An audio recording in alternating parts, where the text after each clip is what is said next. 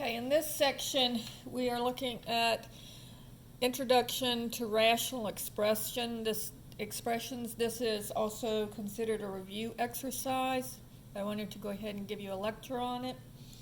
And so we're going to look at rational expressions. And again, rational expressions are basically fractions that have x's in the numerator or the denominator or both.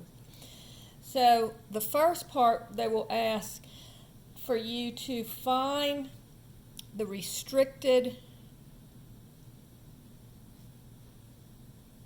values. So in other words, what value can x not be?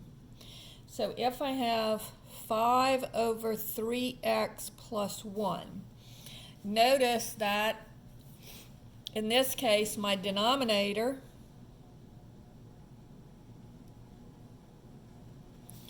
cannot equal 0. Always, that's one of the things that we've looked at a number of times now. So in this case, I know that my denominator, 3x plus 1, cannot equal 0. And then I just solve for x. So subtract the 1, changes sides, changes signs, and then divide by 3. So I get x is equal to negative 1/3, or excuse me, it's not equal to negative 1/3. Notice on these, we are ignoring the numerator altogether. It doesn't matter what's in the numerator. It only matters what's in the denominator. So let's look at another one. If I have x squared minus 4 over x squared minus 5x minus 6. Again, the denominator cannot equal 0. So x squared minus 5x minus 6 cannot equal 0. Now in this case, we are going to have to factor this. So we're going to look at negative 6, and negative 6 is negative 1 times 6, or negative 2 times 3.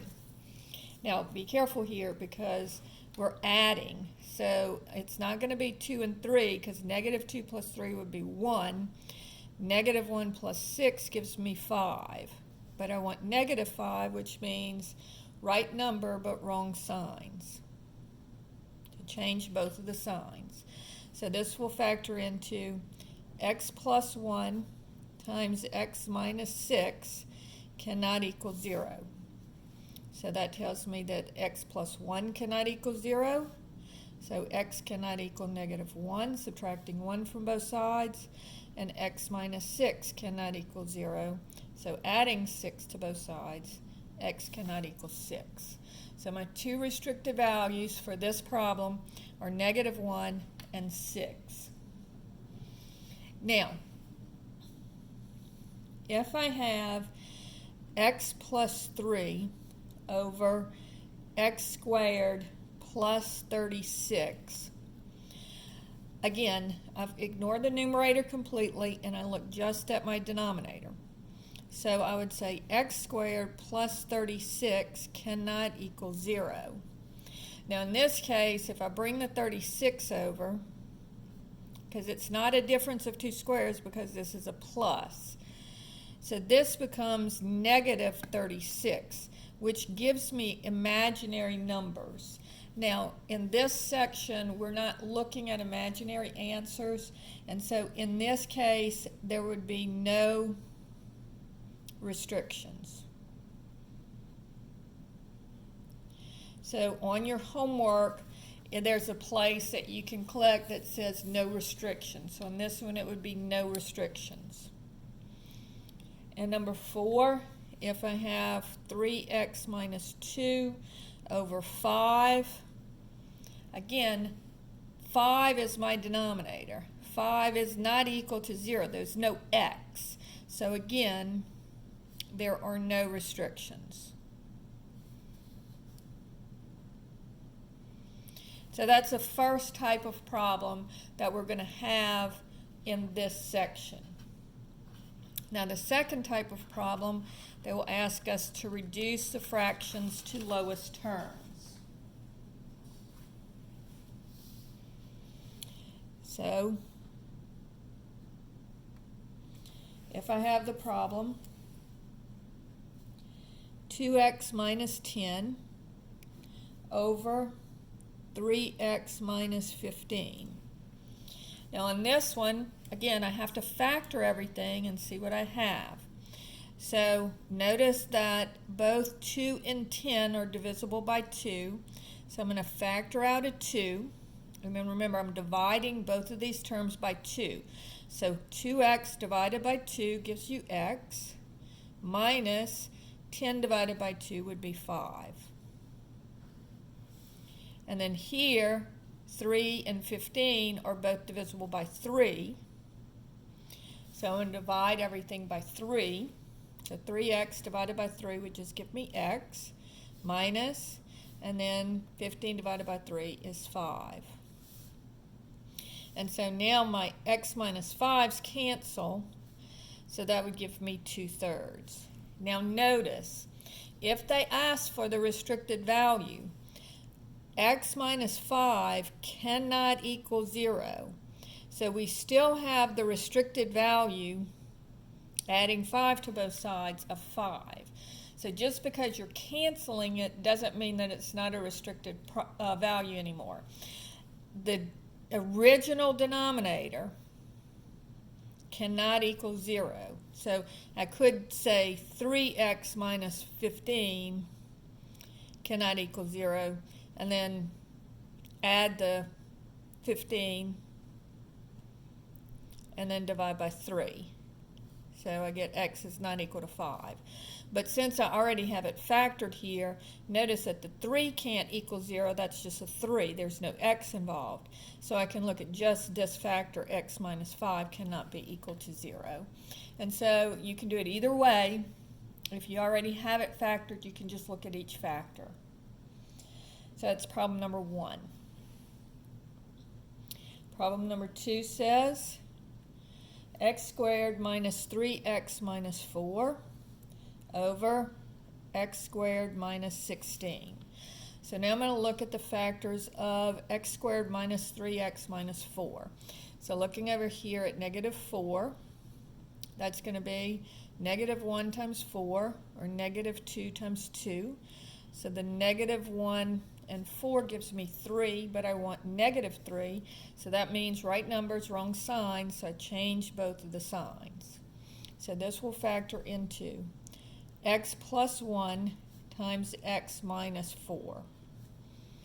And then this is just a difference of 2 squares, so the square root of x squared is x. And the square root of 16 is 4. And then 1 with a plus sign, 1 with a minus sign. So again, the x minus 4's will cancel, and my final answer would be x plus 1 over x plus 4. But if I'm looking at my restricted values, both the x plus 4 cannot equal 0 and the x minus 4 cannot equal 0. Just because it canceled does not mean that I don't include it as a restricted value. So this would give me x cannot equal negative 4 if I subtract 4 from both sides, and here add 4 to both sides, and I get x cannot equal 4. Okay, problem number 3. If I have y minus 10 over 10 minus y. Now notice, these are the same two numbers, only this one has a negative in front of the 10. This one has the negative in front of the y. So if I multiply this bottom equation, or actually multiply both the numerator and the denominator by negative 1, watch what's going to happen. Now I'm going to go ahead and FOIL that, or distribute that negative 1. I'll leave the negative 1 in the top. And this gives me negative 10 plus y. Now negative 10 plus y, if I write it in descending powers of y, I'll get negative 1 times y minus 10 over, and the y is positive, and the 10 is negative. So now I have y minus 10 and y minus 10 that can cancel. So my final answer is -1.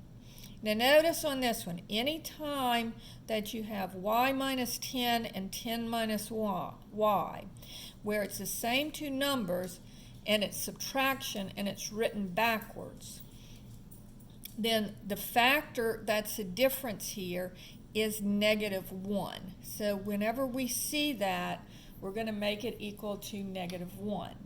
Now that's not true if, for example, I have x plus 5 and 5 plus x. Again, you can rewrite it in any order you want. You just have to keep the sign with the number. So this would be x plus 5 over x plus 5. And so that's just equal to 1. So x plus 5 and 5 plus x just cancel. And it's equal to 1. X plus 5 goes into x plus 5 one time. Whereas if it's subtraction, then you have that factor of -1. Okay? Problem number 5 says 4x plus 8 over 8. Now this is a mistake that I see quite a bit, where you're trying to cancel the 8 with the 8. You can't do that, because if you have the 8 here and the 8 here, notice that this is addition. Now, what is canceling? Canceling is dividing, and division undoes multiplication. So before I can do any canceling, I have to change this into multiplication by factoring it out. So this, I have a common factor of 4, and I divide everything by 4. So 4x divided by 4 would be x, plus 8 divided by 4 would be 2. Now notice I have multiplication here. The 4 is multiplied by the x plus 2, so now I can cancel the 4 and the 8, and dividing them both by 4. 4 divided by 4 is 1, and 8 divided by 4 is 2. So the final answer here would be x plus 2 over 2. All right, problem number 6. Notice on this one, the denominator is 8, so there's no restricted value on this one. All right, problem number 6. X over 3x squared minus 15x. So again, I can't cancel the x and the x or the x and the x because I've got subtraction here. And so what I want to do is I want to factor. So you always factor first and then cancel. So notice that there's a common factor. 3 and 15 are both divisible by 3, and x squared and x are both divisible by x. So I'm going to take out a 3x. Now, 3 divided by 3 is 1, and then x squared divided by x is x, minus 15 divided by 3 is 5, and then x divided by x cancels, or it's equal to 1.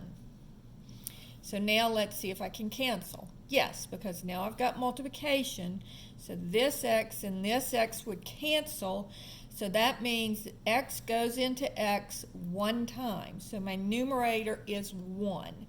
That's another thing that sometimes gets confusing. You want to cancel, and then there's nothing there because the x canceled. Well, what goes in the numerator? Well, it's 1. And why is it 1? Because x goes into x one time. It's just like if you had 2 over 2. Well, what's that equal to? Well, 2 goes into 2 one time. And so your answer is 1. So in the numerator, I have a 1 here. All right, problem number 7. 3x minus 12 over 3x. Again, I cannot cancel the 3x with the 3x because of the subtraction. So let's look and see what I can factor out. So first factor, then cancel. So first I can take out a 3, and because the 3 goes into 3x and into 12. So the 3's cancel, I'm left with x in my first term, minus 3 into 12 goes 4 times. So now this 3 is multiplied by this 3 is multiplied by the x. So I can cancel the two 3's. So I get x minus 4 over x. Now, I cannot cancel this x with this x because of the subtraction. Remember, canceling is division, right? And then, of course, if they ask you for the restricted value here for this one, the restricted value would be 0 because the denominator, the original denominator was 3x, but in essence it's x, and it cannot equal 0. The restricted value for this one would be 0 and 5. There would be no restricted value here. The restricted value on this one would be -5. So that's it for this section.